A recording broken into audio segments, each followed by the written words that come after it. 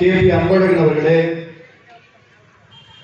எனக்கு முன்னால் உரையாற்றி அமைந்திருக்கின்ற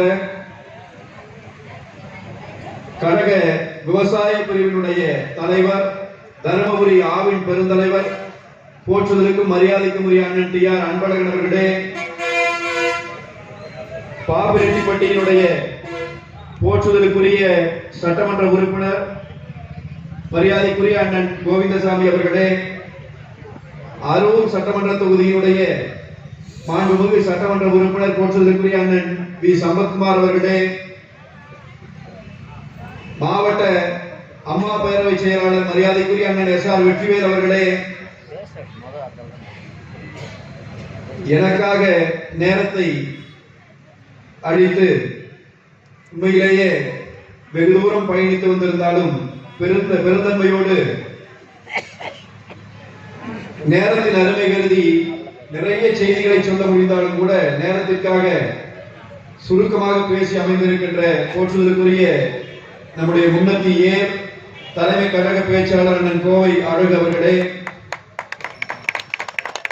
முன்னிலை வகிக்கின்ற மரியாதைக்குரிய கழக சொந்தங்களே, கழகத்தினுடைய பல்வேறு சார்பு அணிகளினுடைய பொறுப்பாளர்களே, இந்த கழகம் எத்தனையோ பேரை கோபுரத்தின் உச்சியிலே கொண்டு போய் நிறுத்தியதுண்டு. கோபுரத்தின் உச்சிக்கு போன சில பேர் இந்த கழகத்திற்கு துரோகம் செய்திருக்கலாம். ஆனால் எந்த நிலை வந்தாலும் இந்த கழகத்திற்கும் புரட்சி தலைவருக்கும் புரட்சி தலைவி அம்மா அவர்களுக்கும் என்றென்றும் விசுவாசமாய் நிற்போம் என்று சொல்லி நிற்கின்ற கழகத்தினுடைய அன்புக்குரிய தொண்டர்களே, தோழர்களே, உங்கள் அனைவருக்கும் என்னுடைய புரட்சி தலைவர் எம்ஜிஆர் அவர்களினுடைய 108வது பிறந்த நாள் விழாவை கொண்டாடுகிறோம். எனக்கு முன்னால் பேசிய நம்முடைய அண்ணன்மார்கள் மிகச்சிறப்பாக குறிப்பிட்டு சொன்னார்கள், ஒரு மனிதன் பிறந்து 108 ஆண்டுகள் கழித்து அவரை நினைத்து வணங்கி அவரை நாம் கொண்டாடுகிறோம். நம்ம ஊர்ல நம்ம வீட்டில் இருக்கிற நம்ம அப்பாவுக்கு அப்பா ஐயன் மறைஞ்சிட்டாருன்னா அவருடைய படத்தை மாட்டி வைத்து கொஞ்ச நாள் அவருக்கு வணக்கம் செலுத்துவோம். பேரன் வந்து விட்டான் என்றால் அவர் உடம் கீழே போய்விடும், அப்பா போய்விட்டால் அவர் உடம் மேலே ஏறிவிடும் இல்லையா? நம்மை பெற்றெடுத்த தகப்பனையே அதிகபட்சம் போனால் நாம் இருக்கிற ஒரு 30 ஆண்டுகள் நினைவிலே வைத்திருக்க முடியும். ஆனால் யார் பெற்ற பிள்ளையோ 108 ஆண்டுகள் கழித்து அந்த தலைவனை இன்றைக்கு நினைத்து நாம் கொண்டாடுகிறோம். ஏன் கொண்டாடுகிறோம்? அண்ணா திராவிட முன்னேற்ற கழகத்தைச் சேர்ந்த நாம் மட்டும் கொண்டாடுகிறோமா? அன்பான சொந்தங்கள், நாடுகளுக்கு சொல்லுகிறேன், தமிழ்நாட்டிலே யார் கட்சி தொடங்கினார்?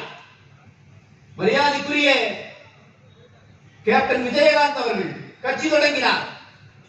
பேசுகிற போது என்ன சொன்னார்? எம்ஜிஆரை போல் ஆட்சி அமைக்கும். இன்றைக்கு மரியாதைக்குரிய நடிகர் விஜய் அவர்கள் கட்சி தொடங்கி இருக்கிறார். எங்களுடைய மரியாதைக்குரிய தலைவர்கள் என்கிற இடத்திலே கருணாநிதியின் படத்தை வைத்திருக்கலாம் இல்லையா? வைத்தாரா? வைத்தால் அடுத்த நாள் கட்சி நடத்த முடியுமா?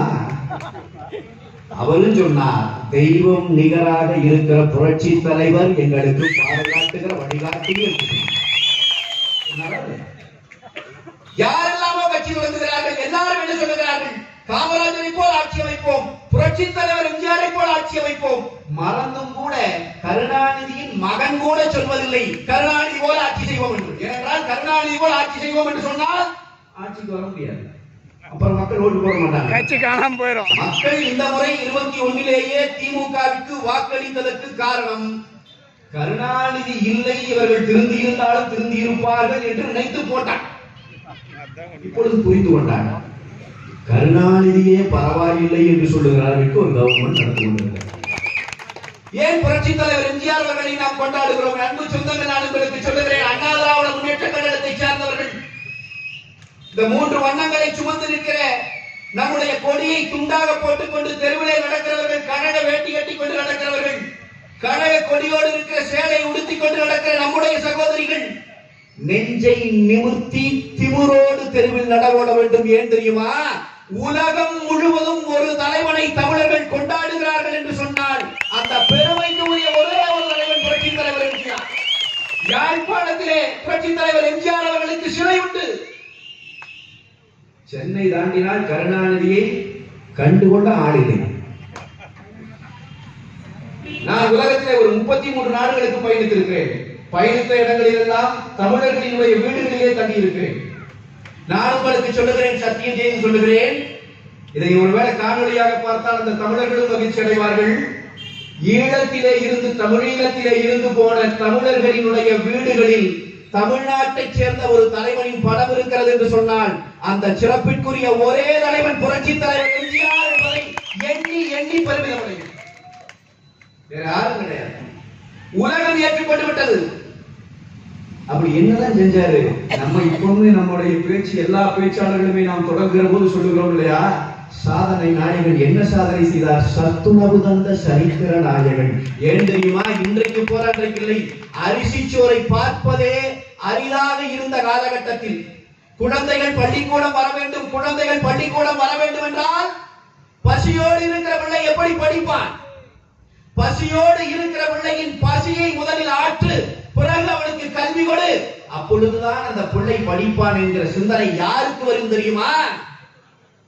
இளமையிலே பசியிலே துடித்து தாய் இருக்கிற போது தாய் தன் குழந்தைக்கு உணவு கொடுக்க முடியாமல் தவித்த தாயினுடைய முகத்தை பார்த்து வளர்ந்த பிள்ளைக்கு அந்த பசியினுடைய கொடுமை தெரியும். புரட்சி தலைவருக்கு அந்த பசியின் கொடுமை தெரிந்திருந்தது. சத்துணவு திட்டத்தை கொண்டு வந்தார். அன்றைக்கு கருணாநிதி பேசினார். எனக்கு முன்னால் அண்ணன் குறிப்பிட்டு சொன்னார்கள். அன்னைக்கு கருணாநிதி என்ன சொன்னார்? பிள்ளைகளை எல்லாம் தட்டேந்து வச்சுட்டாங்க. எங்க நேரம்டா, எங்க நேரம். தட்டேந்தி கொண்டு திருட்டு ரயிலிலே வந்தவனை எல்லாம் நாங்கள் தலைவனாக்கி விட்ட காரணத்தால் உலகெல்லாம் சோறு போட்ட இனம் தட்டேந்த வேண்டிய நிலை வந்தது. ஆனால் நான் சொல்லுகிறேன், பிச்சையாக அல்ல புரட்சி தலைவர் கொடுத்தது. அவர் சொன்னார், பிள்ளைகள் சாப்பிட வேண்டும் என்று சொன்னார். பிள்ளைகளின் பசியாற்ற வேண்டும் என்றால் இந்த மண்ணின் தலைவனாக நான் தெருவில் இறங்கி பிச்சை எடுப்பதற்கும் தயங்க மாட்டேன். நான் பிச்சை எடுத்து தருகிறேன், நீங்கள் படியுங்கள் என்று அனுப்பிய தலைவன் புரட்சி தலைவர் எம்ஜிஆர். அவர் தொடங்கிய இயக்கம் இந்த அனைத்து இந்திய அண்ணா திராவிட முன்னேற்றக் கழகம். அவருக்கு ஒரு பெருந்தளவு இருந்தது. இன்றைக்கு இருக்கிற இளைஞர்கள், அண்ணா திராவிட முன்னேற்றக் கழகத்தில் இருக்கிற இளைஞர்கள், நான் உங்களை பார்த்து சொல்லுகிறேன், நாம் எல்லாம் பிறப்பதற்கு முன்னால் அந்த மனிதருக்கு ஒரு பெருங்கனவு இருந்தது. அந்த பெருங்கனவை நிறைவேற்றுகிற பணியை காலம் நம் கையில் கொடுத்திருக்கிறது. அவருடைய பெருங்கனவு என்ன தெரியுமா? தீய சக்தி திமுகவை வேரோடும் வேரடி மண்ணோடும் இந்த மண்ணிலே இருந்து அப்புறப்படுத்தப்பட வேண்டும் என்பதுதான். அதை நாம் செய்வோம். புரட்சி தமிழர் அண்ணன் எடப்பாடியார் தலைமையிலே திமுகவின் இறுதி உரையை எழுதுகிற வாய்ப்பு நம் கையில் இருக்கிறது. செய்வோம். புரட்சி தலைவர் எம்ஜிஆர் என்ன சொன்னா தெரியுங்களா? மலையாளிகள் இருக்கிறாங்க. விருது தமிழருக்கு என்ன சம்பந்தம்னா, ஆனால் அந்த மனிதர் தமிழுக்கு என்ன செய்தார் தெரியுமா? நீங்கள் போனால் பார்க்கணும், தஞ்சாவூருக்கு போனா உலகத்திலேயே ஒரு மொழிக்கான பல்கலைக்கழகம், தமிழ் என்கிற மொழிக்கான பல்கலைக்கழகம், தமிழ் பல்கலைக்கழகம், தஞ்சை தமிழ் பல்கலைக்கழகம் கொண்டு வந்த தலைவன் யார் தெரியுமா? நான் தமிழுக்கு செய்தேன் சொன்ன கருணாநிதி அல்ல. எந்த கருணாநிதி யாரை மலையாளி என்று தூக்கினாரோ அந்த தலைவன் இந்த மண்ணில் தமிழை ஆய்வு செய்வதற்கு தஞ்சை தமிழ் பல்கலைக்கழகத்தை கொண்டு வந்தார். கொண்டு வந்தவர் புரட்சி தலைவர் எம்ஜிஆர். அண்ணா திராவிட முன்னேற்றக் கழகத்தின் ஆட்சியிலே கொண்டு வந்தார். மாநாடு கண்டார், உலக தமிழ் மாநாடு. அண்ணா உலக தமிழ் மாநாடு கண்டார். 2வது உலக தமிழ் மாநாடு அண்ணா. 5வது உலக தமிழ் மாநாடு புரட்சி தலைவர் எம்ஜிஆர். 8வது உலக தமிழ் மாநாடு புரட்சி தலைவி அம்மா. கருணாநிதி என்ன கண்டார்? யாருக்கும் தெரியவில்லை. ஆனாலும் சொல்லுகிறான், தமிழை வளர்த்தோம் என்கிறான். மொழிக்கு செய்தோம் என்கிறான். நாம் நினைத்தோம் தமிழ் மொழிக்கு செய்திருப்பான் போல என்று. இப்பொழுதுதான் தெரிகிறது கனிமொழிக்கு செய்திருக்கான். மொழிக்கு செய்தேன். தோண்டி பார்த்தால் அண்ணா திராவிட முன்னேற்ற கழகத்தைச் சேர்ந்த நாம் பேசவில்லை. அவன் பேசித் தொலைக்கிறான். தமிழுக்காக தங்களால் இயன்ற சகல பணிகளையும் செய்த தலைவர்கள் புரட்சி தலைவரும் புரட்சி தலைவி அம்மா அவர்கள். புரட்சி தமிழர் எடப்பாடியார் ஆட்சி காலத்தில் ஒரு தொடர்ந்து அப்படிப்பட்ட தலைவர் இந்த நாட்டுக்காக, இந்த மக்களுக்காக. இன்னைக்கு விஏஓ இருக்கிறாங்க இல்லைங்களா? நம்ம பிள்ளைங்க விஏஓ எக்ஸாம் எழுதி வராங்க இல்லைங்களா? விஏஓ முறை இருந்துச்சா புரட்சி தலைவர் இருக்கிற காலத்துல? இல்ல. பரம்பரையா மணிகார் வருவாங்க, அவருக்கு அப்புறம் மகன் வருவாங்க. அவங்க வச்சிருந்தா சட்டங்கள் இருக்கும். நாடு சுதந்திரம் அடைஞ்சிருச்சு, ஜனநாயகம் வந்துருச்சு. ஆனா அந்த அதிகாரம் மிக்க பதவியிலே நம் வீட்டு பிள்ளைகள் இல்லை. அவர்களை கொண்டு வர வேண்டும். தேர்வை கொண்டு வந்தார் புரட்சி தலைவர். விஏஓ பணி நியமனம் வந்தது. இன்றைக்கு ஆயிரக்கணக்கான லட்சக்கணக்கான பிள்ளைகள் விஏஓக்களாக பணியேற்றுக் கொண்டிருக்கிறார்கள் என்று சொன்னால் கொண்டு வந்த பெருந்தகை புரட்சி தலைவர். எனக்கு முன்னால் அண்ணன் சொல்லி பேசினாங்க பாருங்க, வீட்டுக்கு வெளிச்சம் கொடுத்தவர், குடிசைகளுக்குள்ளே விளக்கி கொடுத்த தலைவன், மாபெரும் தலைவன், மக்கள் தலைவன். அதையெல்லாம் தாண்டி நான் உங்களுக்கு ஒன்று சொல்லுகிறேன். ஐடி விங், அன்பிற்குரிய தம்பிகள், தயவு கூர்ந்து இந்த செய்தியை எடுத்து நீங்கள் எப்பொழுதும் பரப்பிக் கொண்டே இருக்க வேண்டும். இன்றைக்கு ஐடி விங் என்று சொல்லுகிறோம் இல்லையா, இந்த தொழில்நுட்ப புரட்சி வளர்ந்திருக்கிற இந்த காலகட்டம், புரட்சி தலைவர் அவர்களுடைய காலத்திலே தான் இன்னும் 20 ஆண்டுகள் கழித்து இந்த உலகத்தை ஆட்டி படைக்கப் போவது இந்த தொழில்நுட்ப யுகம்தான்.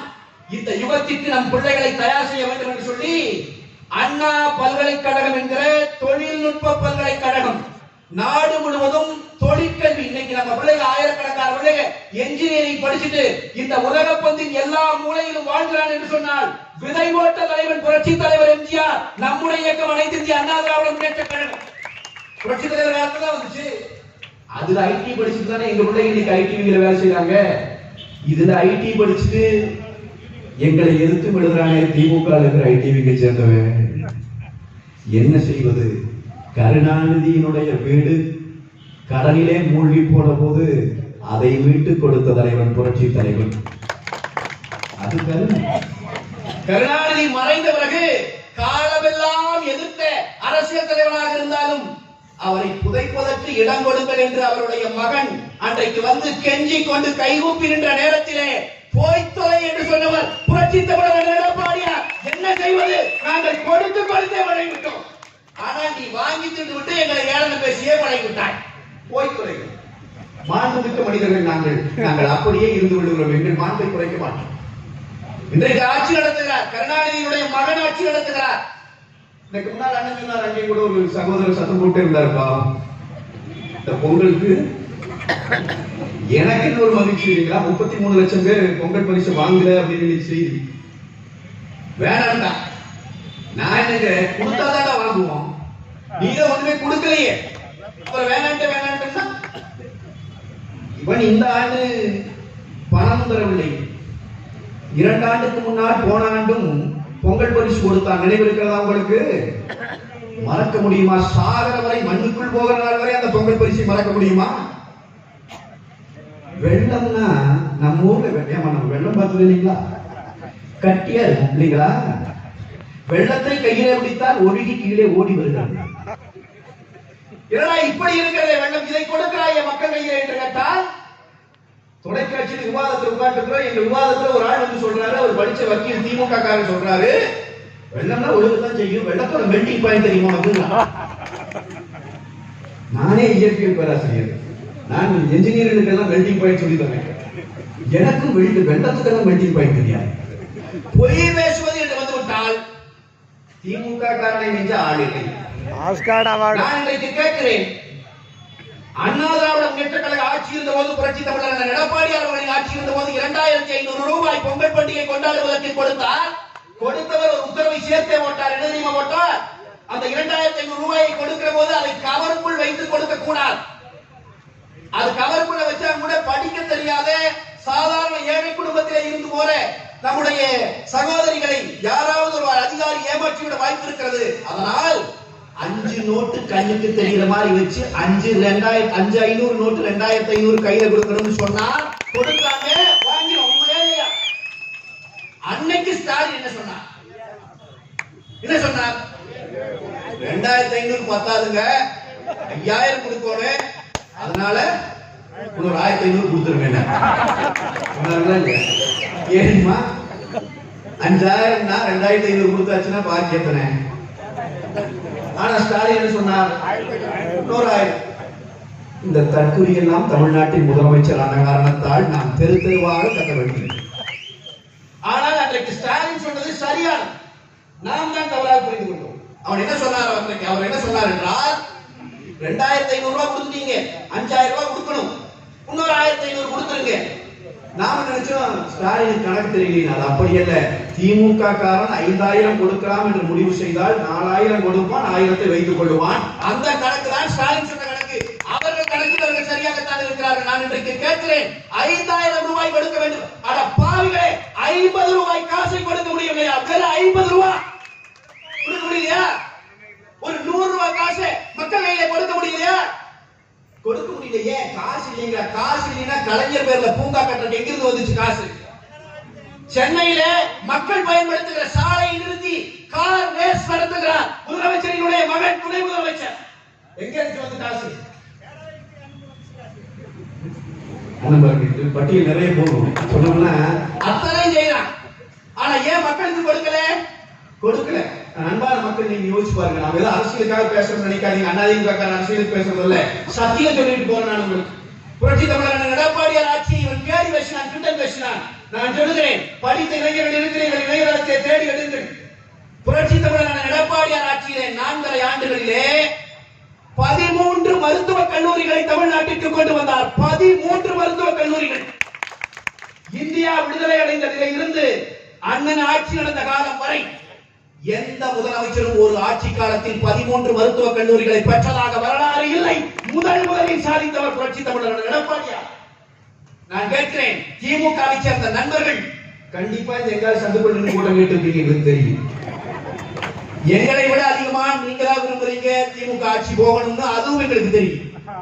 வெக்கப்படுறாங்க, அவ்வளவுதான். இவனுக்கு ஓட்ட கேட்டு போட்டோமே, இனி போய் இந்த கூட்டத்துல நின்று கூட்டம் கேட்கறது சங்கடமா இருக்குமே தள்ளி நிற்கிறான், அவ்வளவுதான். ஆனால் அந்த சகோதரர்களுக்கு நான் சேர்த்தே சொல்கிறேன், ஸ்டாலின் ஆட்சியற்ற இந்த 4 ஆண்டுகளில் ஒரே ஒரு மருத்துவக் கல்லூரி தமிழ்நாட்டிற்கு வந்திருக்கிறதா? 13 மருத்துவக் கல்லூரிகளை கொண்டு வந்தார் இந்த மண்டத்த மகன். ஒரு கல்லூரி உண்டா?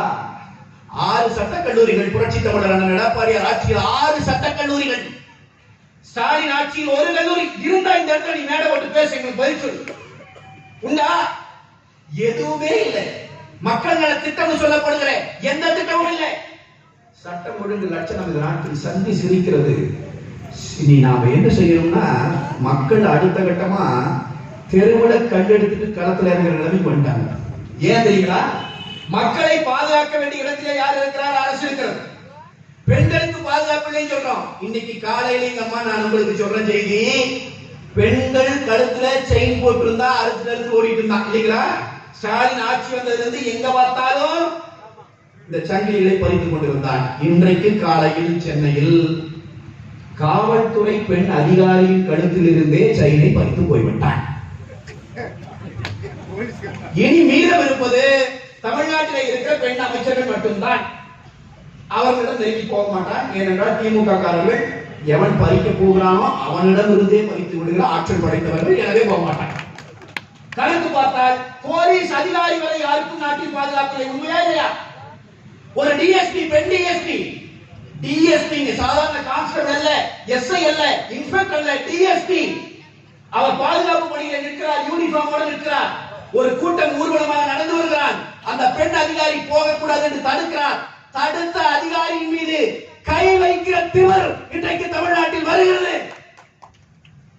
நீ நினைச்சு பாரு, புரட்சி தலைவி அம்மா அவர்கள் காலத்துல நடந்துருச்சுன்னா, ஒரு பொம்பளை ஒரு தொட்டுட்டாங்கிற செய்தி வந்துருச்சுன்னா நாடு என்ன இருக்கும் நீ நினைச்சு பாரு. அன்னைக்கு அவன் தொட்டவனுக்கு நிலைமை என்ன நினைச்சு பாரு. அதுதான் அதிமுக கொடுத்த ஆட்சி. புரட்சி தமிழர் எடப்பாடியார் ஆட்சியில நடந்துருமா? அந்த டிஎஸ்பி கை வச்சு தர்றானுங்க, அந்த அம்மா முடியை பிடிச்சி கீழே தர்றான், ஒண்ணுமே பண்ண முடியல. எனக்கு முன்னாடி அண்ணன் குறிப்பிட்டு சொன்னாங்க, அன்பழகன் அண்ணன் பேசும்போது விகாரகா குறிப்பிட்டு சொன்னாங்க அந்த செய்தியை. இன்னைக்கு இருக்கிற இந்த தமிழ்நாட்டில் இருக்கிற போதைப் பொருள் பழக்கத்துக்கு ஒரு எடுத்துக்காட்டு, போலீஸ்காரன் அடிச்சவர்கள் கூட அன்னைக்கு சாயந்தரம் வரைக்கும் ஒரே ஒருத்தனை தான் காவல்துறை கைது பண்ணுச்சு.